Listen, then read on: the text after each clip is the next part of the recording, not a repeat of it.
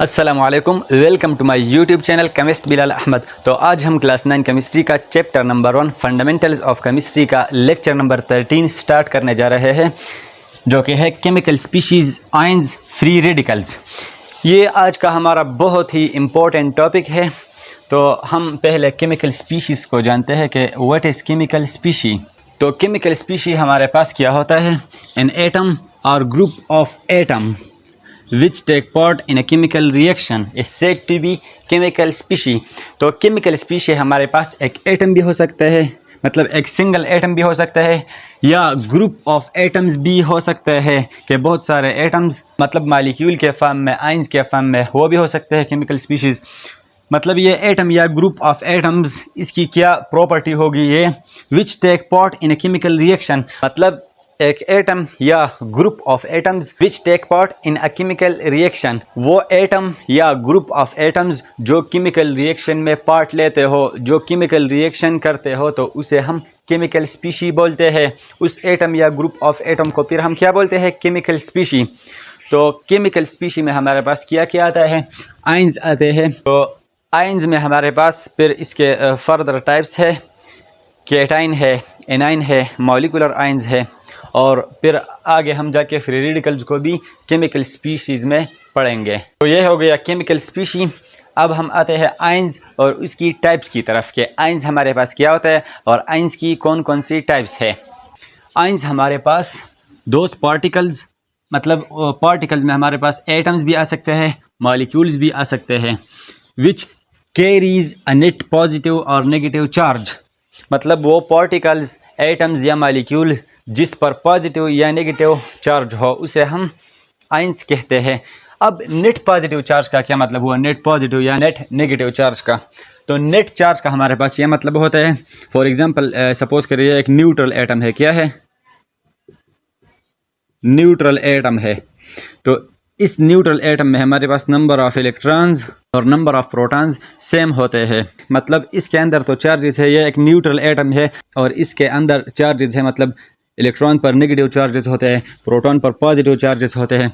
लेकिन इस पर नेट कोई चार्ज नहीं है, इस पर ज़ीरो चार्ज है, क्योंकि इलेक्ट्रॉन और प्रोटॉन का नंबर सेम है और ये एक दूसरे को बैलेंस करता है। तो इसी वजह से इस पर नेट कोई चार्ज भी नहीं है। अलबत्ता इसके अंदर चार्जेस है, नेगेटिव चार्जेस भी है, पॉजिटिव भी है, लेकिन नेट चार्ज इस पर कोई भी नहीं है, क्योंकि नंबर ऑफ इलेक्ट्रॉन्स और नंबर ऑफ प्रोटॉन्स सेम है। जो मतलब इलेक्ट्रॉन पर नेगेटिव चार्ज होता है, प्रोटॉन पर पॉजिटिव चार्ज होता है, और ये नेगेटिव और पॉजिटिव एक दूसरे को बैलेंस करते हैं। तो इसी वजह से ये नेट चार्ज ज़ीरो है इसका। तो अब नेट चार्ज का क्या मतलब हुआ? नेट चार्ज का यह मतलब है, सपोज ये एक न्यूट्रल एटम है और इसमें नंबर ऑफ इलेक्ट्रॉन्स और प्रोटॉन्स अगर न्यूट्रल है तो सेम होंगे obviously. Number of electrons equals to number of protons. अगर ये इलेक्ट्रॉन लूज़ करे या इलेक्ट्रॉन गेन करे, मतलब अगर इसके साथ कुछ इलेक्ट्रॉन्स ऐड हो जाए या कुछ इलेक्ट्रॉन ये लूज़ करे, तो फिर इसे हम चार्ज्ड पार्टिकल कहते हैं। मतलब अगर नंबर ऑफ इलेक्ट्रॉन्स या प्रोटॉन्स एक दूसरे के साथ ये जो बैलेंस है ये अनबैलेंस हो जाता है, तो इस पर नेट चार्ज आता है और इसी को हम नेट चार्ज कहते हैं। तो एग्जांपल लेते हैं आयंस की।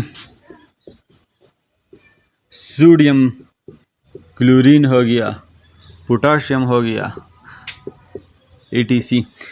सोडियम पर पॉजिटिव चार्ज है, एक इलेक्ट्रॉन सोडियम ने लॉस किया है, तो इसी वजह से नेगेटिव चार्ज कम हुए और पॉजिटिव चार्ज ऑलरेडी ज़्यादा हुए, इसलिए इस पर एक पॉजिटिव चार्ज है, मतलब एक इलेक्ट्रॉन लॉस किया।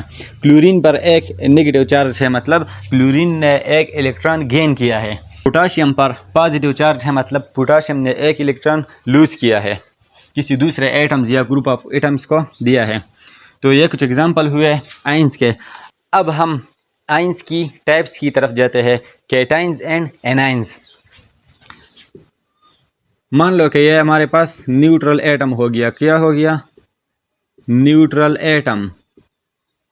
ये न्यूट्रल एटम है, मतलब number of electrons will equal to the number of protons, क्योंकि ये न्यूट्रल है।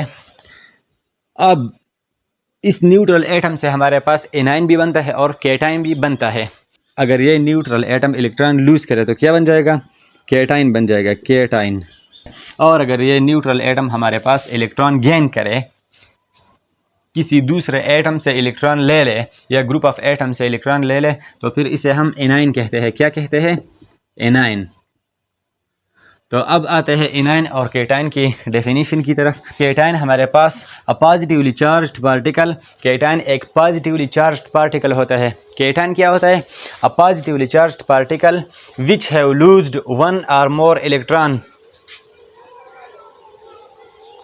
मतलब एक ऐसा पॉजिटिव चार्ज पार्टिकल जिसने एक या एक से ज़्यादा इलेक्ट्रॉन लूज़ किए हो, किसी दूसरे एटम या ग्रुप ऑफ एटम्स को दिए हो और इस पर पॉजिटिव चार्ज आए, इसे हम केटाइन कहते हैं। ये आयन का एक टाइप है। और केटाइन की एग्जांपल में हमारे पास क्या आता है? Sodium positive ions, potassium positive ion, calcium ETC। इधर सोडियम ने एक इलेक्ट्रॉन लूज़ किया है, पोटाशियम ने भी एक इलेक्ट्रॉन लूज़ किया है। और अगर कैल्शियम में आप देखें तो कैल्शियम ने 2 इलेक्ट्रॉन लूज़ किए हैं क्योंकि इस पर 2 पॉजिटिव चार्ज है। तो यह हमारे पास हो गया केटाइन। न्यूट्रल एटम जब इलेक्ट्रॉन लूज़ करे, किसी दूसरे एटम या ग्रुप ऑफ एटम को इलेक्ट्रॉन्स दे दे, अपने इलेक्ट्रॉन्स दे दे, तो इसे हम केटाइन कहते हैं। और अगर जब न्यूट्रल एटम हमारे पास इलेक्ट्रॉन गेन करे, दूसरे एटम या ग्रुप ऑफ एटम से इलेक्ट्रॉन ले ले, अपने आउटर मोस्ट शेल में ऐड करे, तो उसे हम एनाइन बोलते हैं। क्या बोलते हैं? जब न्यूट्रल एटम किसी दूसरे एटम या ग्रुप ऑफ एटम से इलेक्ट्रॉन्स ले ले, गेन करे इलेक्ट्रॉन, तो उसे हम एनाइन कहते हैं। तो एनाइन की डिफिनीशन की तरफ आते हैं। A9 is the negatively charged particle which have gained one or more electron। A9 हमारे पास एक नेगेटिवली चार्ज्ड पार्टिकल है जिसने एक या एक से ज़्यादा इलेक्ट्रॉन गेन किया हो। मतलब एनाइन एक एटम होगा जिसने किसी दूसरे एटम या ग्रुप ऑफ एटम से इलेक्ट्रॉन्स गेन किए होंगे, एक इलेक्ट्रॉन या एक से ज़्यादा इलेक्ट्रॉन अपने आउटर मोस्ट शेल में ऐड किए होंगे, तो उस पार्टिकल को हम एनाइन कहते हैं। और ये इसी वजह से नेगेटिव होता है। तो नंबर ऑफ़ इलेक्ट्रॉन और नंबर ऑफ़ प्रोटॉन सेम होते हैं और बाहर से और इलेक्ट्रॉन आ जाए तो ये नंबर ऑफ़ इलेक्ट्रॉन बढ़ जाता है और इलेक्ट्रॉन पर कौन सा चार्ज होता है? नेगेटिव। इसलिए नेगेटिव चार्ज भी बढ़ता है और ये हमारे पास एनाइन नेगेटिव बन जाता है। एनाइन के एग्जांपल में हमारे पास क्या क्या है? Chlorine ion, oxygen, fluorine. Chlorine पर हमारे पास ये इधर एक नेगेटिव चार्ज है, मतलब क्लोरीन ने एक इलेक्ट्रॉन गेन किया है। ऑक्सीजन पर 2 नेगेटिव चार्ज है, मतलब ऑक्सीजन ने 2 इलेक्ट्रॉन गेन किए हैं। फ्लोरीन पर 1 नेगेटिव चार्ज है, मतलब फ्लोरीन ने 1 इलेक्ट्रॉन गेन किया है। तो ये हमारे पास हो गया केटाइन एंड एनाइन। तो ये तो सिर्फ हमने केटाइन्स और एनाइन्स की सिंगल एटम्स की बात की। मतलब अगर आप सोडियम को देख ले, पोटाशियम, कैल्शियम, इधर क्लोरीन, ऑक्सीजन, फ्लोरीन, मतलब सिंगल एटम की हमने एग्जांपल ली इधर। अब हम जाते हैं मॉलिक्यूलर आयंस की तरफ कि जब मॉलिक्यूल्स पर नेगेटिव या पॉजिटिव चार्ज आता है तो इसे हम मॉलिक्यूलर आयंस की कैटेगरी में शुमार करते हैं। अब मॉलिक्यूलर आयंस को हम एक्सप्लेन करते हैं। जब कोई मॉलिक्यूल एक या एक से ज़्यादा इलेक्ट्रॉन लूज़ करे या गेन करे तो ये मॉलिक्यूलर आयन बन जाता है। तो अब मॉलिक्यूलर आयंस की हमारे पास 2 टाइप्स है। फर्स्ट वन है anionic molecular ions and second one है केटायनिक मॉलिक्यूलर आयंस। तो पहले हम आते हैं कि what is anionic molecular ions. तो डिफिनीशन लिखते हैं एनायनिक मॉलिक्यूलर आयंस की। Anionic molecular ions, when a molecule gains 1 और मोर electrons it becomes anionic molecular ion. जब हमारे पास कोई मॉलिक्यूल एक या एक से ज़्यादा इलेक्ट्रॉन गेन करे तो ये हमारे पास एनायनिक मॉलिक्यूलर आयन बन जाता है। और इसकी एग्जांपल क्या है? C2H5OH जिस पर नेगेटिव चार्ज है हमारे पास। यह इथाइल अल्कोहल है। क्या है? Ethyl alcohol. जब हमारे पास एक इलेक्ट्रॉन गेन करे तो इथाइल अल्कोहल से हमारे पास एनायनिक मॉलिक्यूलर आयन बन जाता है। और मॉलिक्यूलर आयन की सेकंड टाइप की तरफ हम जाते हैं जो कि है cationic molecular ions. When a molecule loses 1 or more electrons, it becomes cationic molecular ion। जब कोई मॉलिक्यूल एक या एक से ज़्यादा इलेक्ट्रॉन किसी दूसरे एटम या ग्रुप ऑफ एटम को दे दे तो इससे हमारे पास इस मॉलिक्यूल से फिर केटायनिक मॉलिक्यूलर आयन बन जाता है। और इसकी एग्जांपल में हमारे पास क्या आता है? CH4 जब एक इलेक्ट्रॉन लूज़ करे तो इस पर यह पॉजिटिव चार्ज आता है। कार्बन मोनोऑक्साइड जब एक इलेक्ट्रॉन लूज़ करे तो इस पर भी पॉजिटिव चार्ज आता है। इसके और भी बहुत सारे एग्जांपल्स हैं। तो यह हमने मॉलिक्यूलर आयंस और इसकी 2 टाइप्स पढ़ी, anionic molecular ions and cationic molecular ions. तो अब हम जाते हैं फ्री रेडिकल्स की तरफ। तो फ्री रेडिकल क्या होता है? Free radical is a highly reactive particle, मतलब फ्री रेडिकल हमारे पास एक हाईली रिएक्टिव पार्टिकल है। पार्टिकल का क्या मतलब? पार्टिकल में एटम भी आ सकता है, ग्रुप ऑफ एटम भी आ सकता है, which have one unpaired electron in its valence shell with no charge, मतलब जिसमें एक अनपेयर्ड इलेक्ट्रॉन होगा इसके वैलेंस शेल में, आउटर मोस्ट शेल में। वैलेंस शेल क्या होता है? सपोज करें ये एटम हो गया, ये न्यूक्लियस है, न्यूट्रॉन्स है, प्रोटॉन्स है, और ये सर्कुलर इसमें शेल्स है। सबसे आखिरी जो शेल होता है इसको हम वैलेंस शेल कहते हैं। ये एटम हो गया, सपोज करें क्या हो गया, ये एटम हो गया। ये एटम का स्ट्रक्चर हमने ड्रा किया। ये न्यूक्लियस के हमारे पास, ये सेंटर में क्या है, ये सेंटर में न्यूक्लियस हो गया, और ये शेल्स है, ये जो न्यूक्लियस के अराउंड शेल्स है, first shell, second shell, third shell. किसी एटम का सबसे आखिरी जो शेल होता है उसे हम वैलेंस शेल कहते हैं या आउटर मोस्ट शेल कहते हैं। वैलेंस या आउटर मोस्ट शेल कहते हैं हम इसे, आउटर मोस्ट शेल। तो मतलब इस डिफिनीशन में हमें बताते हैं कि फ्री रेडिकल हमारे पास एक एटम होगा या ग्रुप ऑफ एटम होगा जिसके अंदर वैलेंस शेल में एक अनपेयर्ड इलेक्ट्रॉन होगा और इस पर कोई चार्ज नहीं होगा। मतलब ये जो एटम होगा फ्री रेडिकल या ग्रुप ऑफ एटम होगा, इसके लास्ट वैलेंस शेल में, आउटर मोस्ट शेल में एक अनपेयर्ड इलेक्ट्रॉन होगा और इस एटम या ग्रुप ऑफ एटम पर कोई चार्ज नहीं होगा, कोई नेट चार्ज नहीं होगा, और ये हाईली रिएक्टिव स्पीशी है। मतलब फ्री रेडिकल जो एटम या ग्रुप ऑफ एटम है ये हमारे पास क्या है, हाईली रिएक्टिव स्पीशी, मतलब ये स्टेबल नहीं रह सकता, ये किसी न किसी के साथ रिएक्शन करेगा। अब फ्री रेडिकल की हम कुछ एग्जाम्पल लिखते हैं। तो फ्री रेडिकल्स की एग्जाम्पल्स में हमारे पास आते हैं hydrogen free radical, chlorine free radical, methyl free radical, ये सब हमारे पास फ्री रेडिकल्स है। लेकिन हम क्लोरीन फ्री रेडिकल की एग्जाम्पल लेते हैं कि क्लोरीन फ्री रेडिकल कैसे बनता है। सपोज करिए क्लोरीन का स्टेबल मॉलिक्यूल है।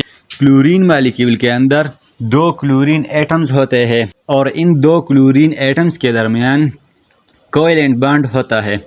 जब इस कोवेलेंट बॉन्ड के ऊपर अल्ट्रावायलेट रेज पड़ जाते हैं, अल्ट्रावायलेट रेज ये सन में होते हैं ज़्यादातर, ये जब पड़ जाते हैं इस पर तो ये बॉन्ड ब्रेक हो जाता है, ये बॉन्ड टूटता है और ये दो क्लोरीन फ्री रेडिकल में कन्वर्ट होते हैं, दो क्लोरीन फ्री रेडिकल्स में कन्वर्ट होते हैं, एक क्लोरीन फ्री रेडिकल और दूसरा क्लोरीन फ्री रेडिकल्स।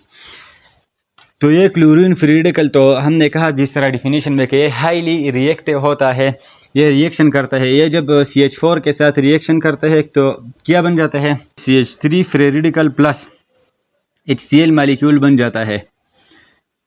ये तो स्टेबल मॉलिक्यूल बन गया HCl, और ये मीथाइल फ्री रेडिकल बन गया, क्या, मीथाइल फ्री रेडिकल। ये CH3 जो फ्री रेडिकल है इसको हम मीथाइल फ्री रेडिकल कहते हैं और ये HCl स्टेबल मॉलिक्यूल बन गया। चूँकि ये तो स्टेबल मॉलिक्यूल है, ये मीथाइल फ्री रेडिकल है, ये हाईली रिएक्टिव होगा, ये methyl free radical highly reactive होगा, ये फिर आगे रिएक्शन करता है क्लोरीन मॉलिक्यूल के साथ।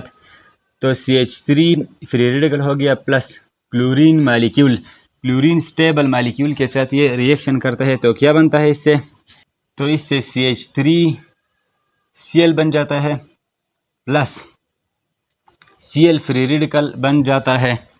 मतलब जब methyl free radical chlorine stable molecule के साथ रिएक्शन करता है तो रिजल्ट में क्या बनता है, CH3Cl स्टेबल मॉलिक्यूल है, CH3Cl स्टेबल मॉलिक्यूल बनता है और क्लोरीन फ्री रेडिकल बनता है। तो ये हो गया हमारा फ्री रेडिकल। तो आज के लेक्चर नंबर 13 में हमने केमिकल स्पीशीज़, आइंस की टाइप्स और फ्री रेडिकल पढ़ा, बहुत एक्सप्लेनेशन के साथ और बहुत अच्छे तरीके से 9 क्लास की हद तक, मतलब जितना 9 क्लास में पढ़ाया जा सकता है उस हद तक हमने बहुत अच्छा पढ़ा। और नेक्स्ट इंशाल्लाह हम लेक्चर नंबर 14 में मॉलिक्यूल और मॉलिक्यूल के टाइप्स पढ़ेंगे।